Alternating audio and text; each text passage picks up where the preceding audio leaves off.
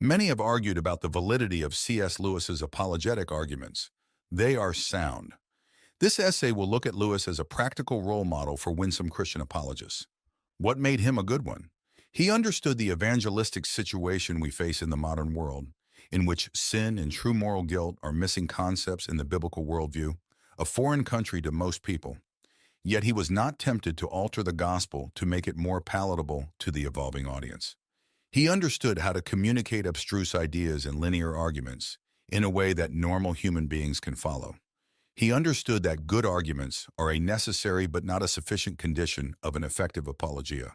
He knew how to make his arguments meaningful by calling imagination to the aid of reason and by putting them in the context of a life of loving service. This combination of features made him the greatest apologist of the 20th century. The conclusion for us is to go thou and do likewise.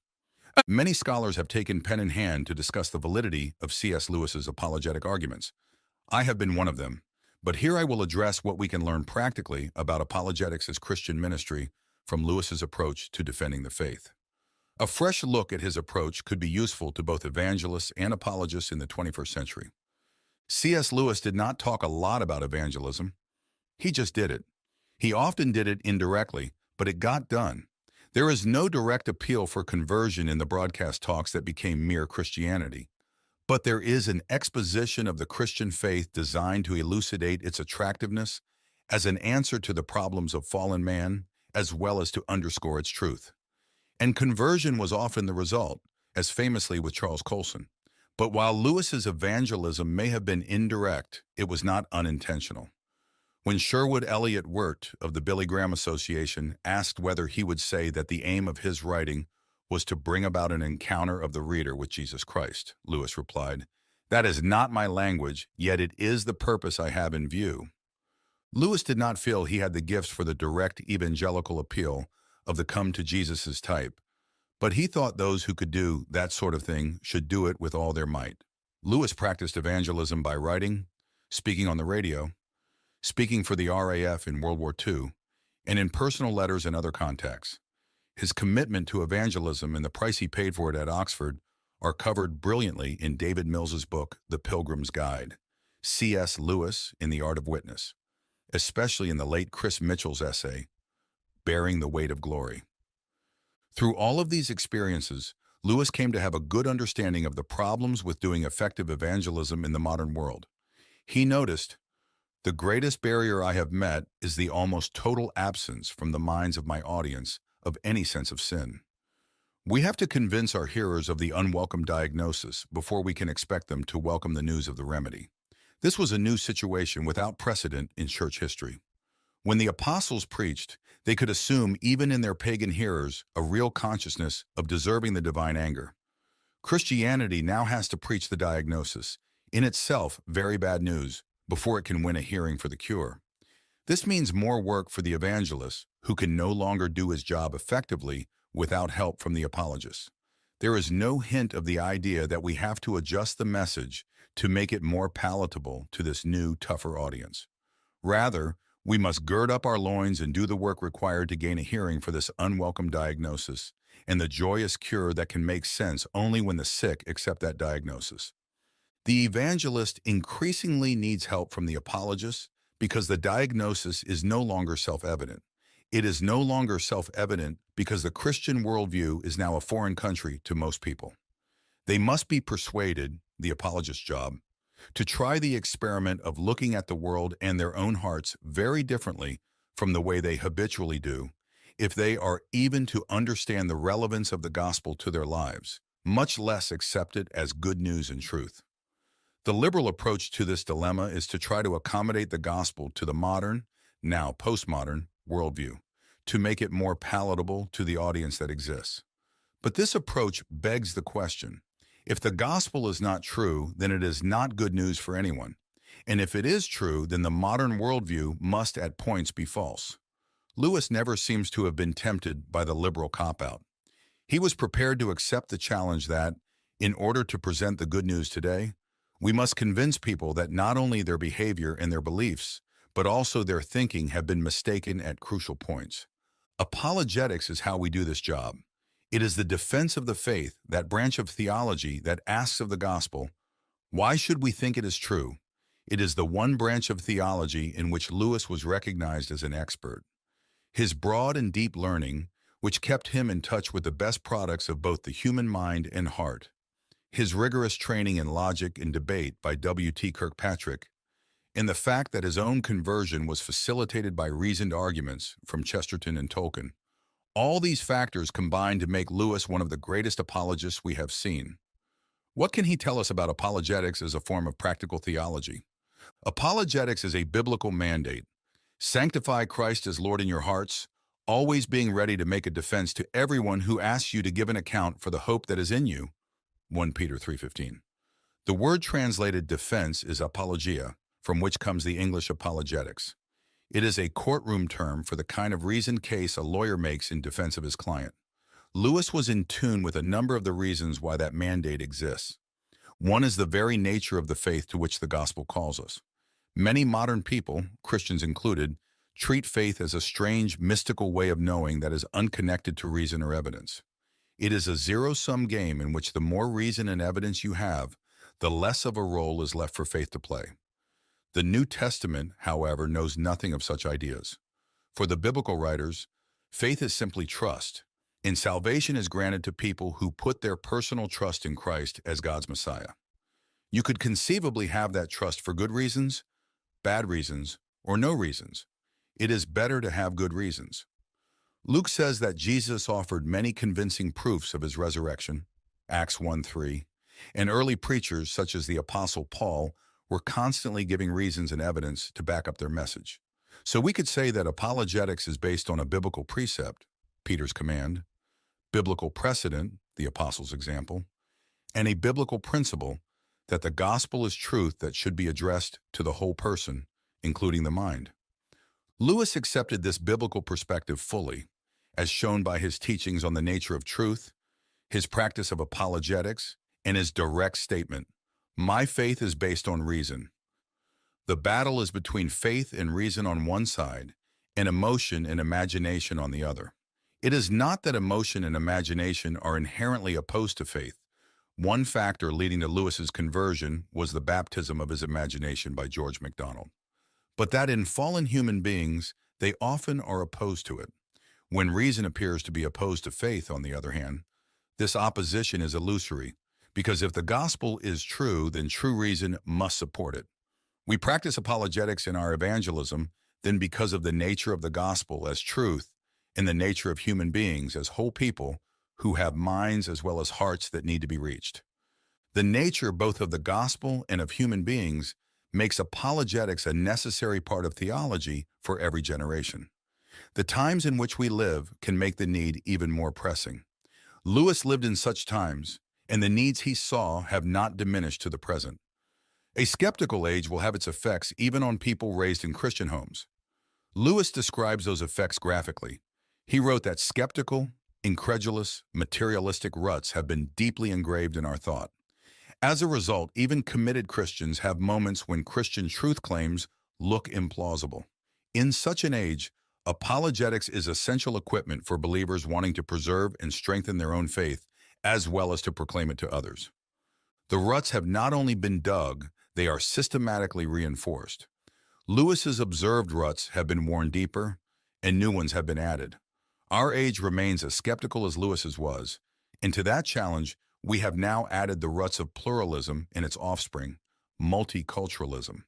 Neither evangelism nor Christian nurture can be conducted effectively without help in navigating around, smoothing out, or bridging over those ruts. Therefore, Lewis's advice is even more pertinent today than it was when he gave it. To be ignorant and simple now, not to be able to meet the enemies on their own ground, would be to throw down our weapons and to betray our uneducated brethren who have under God no defense but us against the intellectual attacks of the heathen. Good philosophy must exist if for no other reason, because bad philosophy needs to be answered. There are a number of strong arguments pointing to the truth of the Christian faith, but Lewis realized that having good arguments is not enough. We also need to influence the general climate of opinion. In a secular age, unexamined attitudes and ideas influence our minds in ways that do not affect the validity of the reasons we have for believing in God, but may affect their plausibility. For example, Lewis's protagonist Ransom insists that what we need for the moment is not so much a body of belief as a body of people familiarized with certain ideas. If we could even effect in 1% of our readers a changeover from the conception of space to the conception of heaven, we should have made a beginning. How we imagine the world influences how we think about it, the kinds of arguments to which we will be drawn, and the kind of conclusions we will draw from them. Lewis's arguments were effective partly because he knew that more than argument was needed. They were supplemented by attempts to imagine what the world would look like if Christianity were true, as well as by arguments not directly about apologetic issues. Lewis wanted Christians to pursue intellectual excellence in general in order to create a situation in which people were not so unused to seeing things from the perspective of the Christian worldview as they were already becoming in his generation. What we want, he said, is not more little books about Christianity, but more little books by Christians on other subjects. When the best available treatments of art, literature, politics, philosophy, ethics, and science all speak as if Christianity is true, then when the time comes to make the case for its truth directly, a receptive audience will have been created. We still have much work to do here. Lewis was also effective because he was winsome and intelligent. Here is a passage in which he slyly turns the tables on the skeptics. As an atheist, Lewis had to believe that the great majority of the human race was wrong. When I became a Christian, he remarks, I was able to take a more liberal view. Here he steals a favorite buzzword from his opponents, liberal, in a favorite stance, tolerant open-mindedness, and stands them on their heads to be used against them. Lewis makes his point but doesn't rub it in. He makes it and moves on. We could learn much from him in manner as well as message. Lewis had a unique capacity to express the most profound Christian ideas that apologetics defends in language normal people can understand. This was a gift, but it is also a skill that can be cultivated. Lewis wrote, "It has always seemed to me odd that those who are sent to evangelize the Bantus begin by learning Bantu while the church turns out annually curates, clergymen, to teach the English who simply don't know the vernacular language of England." He also stressed that you do not really even understand a concept if you cannot translate it into the vernacular. He thought such translation ought to be compulsory for every ordination examination. It was good advice for the apologist as well as the pastor and the evangelist. Lewis would have agreed with Francis Schaeffer that the final apologetic is a life lived as if the Christian message were true. Lewis noted, if Christianity should happen to be true, then it is quite impossible that those who know this truth and those who don't should be equally well equipped for leading a good life. Christians so equipped should indeed be combining a life that exhibits human thriving from the application of Christian truths with a sacrificial commitment to showing the love of Christ. Without this final apologetic, no argument will be compelling to people from whom we are asking not just intellectual assent, but life commitment. To some, it will be the only argument that can speak. Lewis wrote, "When a person has lost faith under so very great and bewildering a trial, no intellectual approach is likely to avail. But where people can resist and ignore arguments, they may be unable to resist lives." The final point is that apologetics is a form of spiritual warfare, not without casualties. The best way to be one of those casualties is to ignore the danger. Lewis did not. He realized that nothing is more dangerous to one's own faith than the work of the apologist. No doctrine of that faith seems to me so spectral, so unreal as the one I have just successfully defended. For a moment, you see, it has seemed to rest on oneself. Therefore, we must reckon seriously with the fact that intellectual preparation is necessary, but not enough. The apologist must be a person who walks with the Lord in such a way that he cannot forget on whom things truly rest. Why do we need apologetics? We live in a world filled with people who think like Prince Caspian's Trumpkin. I have no use for magic lions which are talking lions and don't talk, and friendly lions though they don't do us any good, and whopping big lions though nobody can see them. The only cure for that attitude was for Trumpkin to meet Aslan. We are all constitutionally unbelieving Narnian dwarfs. You see, said Aslan, they will not let us help them. They have chosen cunning instead of belief. Their prison is only in their own minds, yet they are in that prison, and are so afraid of being taken in that they cannot be taken out. Only the Holy Spirit can take us out of those internal prisons so we can hear the evidence for Christ and respond to it with faith. He wants us to be ready to present that evidence so he can do so. Lewis's friend Austin Farrer put it well. Though argument does not create conviction, the lack of it destroys belief. What seems to be proved may not be embraced, but what no one shows the ability to defend is quickly abandoned. Rational argument does not create belief, but it maintains a climate in which belief can flourish. Lewis, in other words, well understood that the goal of apologetics is not just to win arguments. It must be what he allowed to vert was the goal of all his writing, to bring about an encounter of the reader with Jesus Christ. The purpose of apologetics is to help people channel the shock of that encounter into a serious consideration of the claims of Christ.